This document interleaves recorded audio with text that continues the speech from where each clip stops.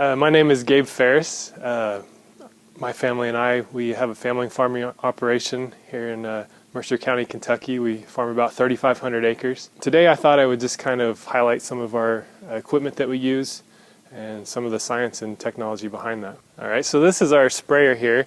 This is one of my favorite implements on the farm because you can really get across the acres. It's got a 100-foot boom. You can do about 80 acres an hour or so is kind of what we average. So basically how it works is it has an 800-gallon tank on it that we fill with water, and then we put in the chemical that we need. And then on the back are little flow meters that are controlled by the monitor inside, and so we can put on exactly the amount of herbicide that we need. It's very precise. We don't want to put more than we need on the field,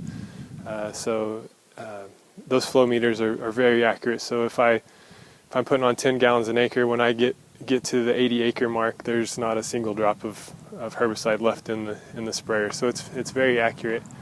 It also has GPS guidance, which a lot of basically all of our implements have that on that. And so what we can do is set 2 points in the field, and it'll drive on that straight line, and that helps prevent any overlap or anything on that. Also, it has, I'll show you these nozzles. So these are a special nozzle that have an air induction into them to help prevent any drift. So it's very important with all the neighbors that we have around here that we don't have any herbicide that's drifting over onto their yards, or any specialty crops that maybe can't handle certain chemicals. So I can spray this. I've got a fence line right over here where a neighbor has green grass on one side, so I can spray down this side of the fence, and it doesn't drift over into the neighbors. So that's something that's really beneficial to us. So this is our planter here. So after we do our herbicide application, usually about the middle of April or so, depending on the year, we'll start with our planting, and it's the most important pass of the season because there's so much yield potential that's determined by exactly where the seed is placed and how far apart it's spaced. So on this planter here, you'll see there's a tank. There's a tank up here, and that is for fertilizer. And then these 2 tanks back here are for our seeds. And so those seeds, it'll hold about 8 million seeds at a time. And it's all based on a vacuum, hydraulic vacuums. So these are the hydraulic vacuums here, and you have the vacuum hoses that come to each row unit. So it vacuums the seed out of the tank here, vacuums it down to these little boxes. If you come back here, I'll show you. So each box fills with just enough seed for this unit here. We can take this off. See there? And this is a seed plate. So I'll take this off. So the vacuum pulls the seed out. I've got a soybean seed here. And so it puts it in these little holes here. And so it vacuums it to it. And then as it comes across this brush, it drops the seed down through a tube, and it comes out right here. So this seed disc kind of makes an opening for the seed. It makes a little trench. The seed drops here, and then it's pressed down with these wheels to cover the seed trench, and then these wheels back here kind of pack it down. Another pretty cool thing on this is the GPS. I'll come up here and I'll show you this dome. It actually mounts on the back of the planter. So on this planter, the planter is actually driving the tractor. So our row spacing is very important. On corn, we have to be exactly 30 inches apart each pass. So then passes that you make later in the year, you're able to go down the same rows without knocking anything over. So it's very important that each pass is exactly 30 inches away. So this guidance system, it's based off of satellites, and it's usually accurate in about an inch. So we can get really close on that. So that's the planter. This is our combine here behind us. It's a pretty cool machine. I can kind of walk you through how it operates. Okay, so up here at the front, this is where the header attaches, and so it'll have, for corn, it'll have snouts that go in between each row, and it'll pick off the entire ear of corn, and then there's a chain conveyor here that takes the corn cob up through here. It pulls it up through here where there's a rotor. There's a giant cylinder rotor that runs right through here. I don't know if you can see it. If you get up here, you can kind of see the rotor. And so it spins around and it knocks the corn off of the cob. And then the corn falls through these grates. And then there's also a cleaning sieves, we call them, on back here that they kind of shake back and forth and they clean the corn. I can lift this up and you'll be able to see up in there.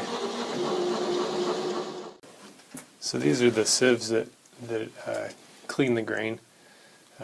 So the grain runs across here, and all the trash falls out of here, and it shoots out the back while the clean corn goes down through the grates, and then goes to the elevator and goes back up to the top. So this is the elevator here. It's just got kind of a series of little paddles. So once the clean grain drops out of those sieves, it comes down through here, and then it's taken up to the top, and it's stored in the tank. And once the tank gets full, then we put that into a grain cart, and then the grain cart takes it to the semi-truck, and then the semi-truck brings it to the grain facility. And next I'll take you over to the grain facility, and we'll kind of take a look at how all that operates. Alright, so we're here at the grain operation now. So when the semi-truck brings the corn out of the field, they'll pull onto these scales right here. Then if you see here, there's grates here that go down into a pit, and that's where the corn is dumped. When the corn's dumped into the pit, then it comes up this conveyor right here and dumps into this leg.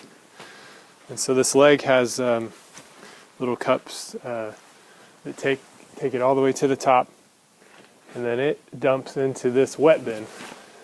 So when the grain is wet, you can't store it in the grain bin because it'll spoil. So we have to dry the grain down. So this is where we hold the grain until it can be dried.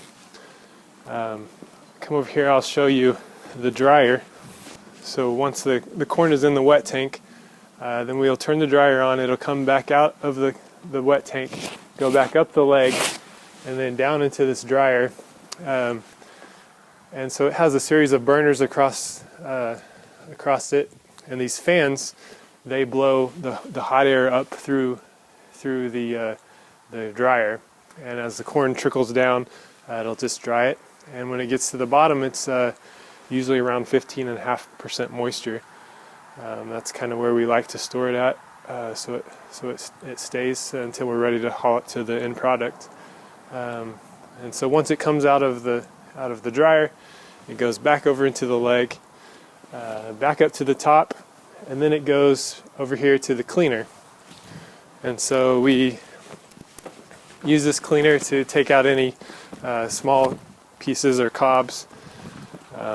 So once the grain is clean, it goes back up to the top, and then it goes into the grain bins. We've got about 400,000 bushels of corn storage here. So each truck holds about 1,000 bushels, so that's 400 truckloads of corn that we usually have that we store here. So this is our scale house here. So whenever the truck pulls up on the scales, we're able to write down or through the computer tell how much it weighs, print that into a ticket. We've also all of our grain bins and everything is ran off of this computer here. So here's kind of a map of the whole operation. We have all of our amps on each leg, so we can tell if anything backs up or anything. It'll automatically shut it off. This is our bin levels for the wet bin that I was talking about out there, and also the unloading bin. So whenever we load trucks out in the fall time, that'll tell us how much is in there. So this little tractor here was my dad's tractor when he first started farming, when he was younger. So you can see that farming has really come a long ways in the last 50 years or so. And I just think it's just the technology that is in farming is just amazing, and it'll be amazing to see where it goes in the future. I think there will be a lot of they're already working on autonomous tractors, so someday I may be in my office controlling the operation from my computer. And as a guy who loves technology, that's kind of exciting for me. But I just love farming, and just appreciate you giving me the opportunity to come and check out our operation today.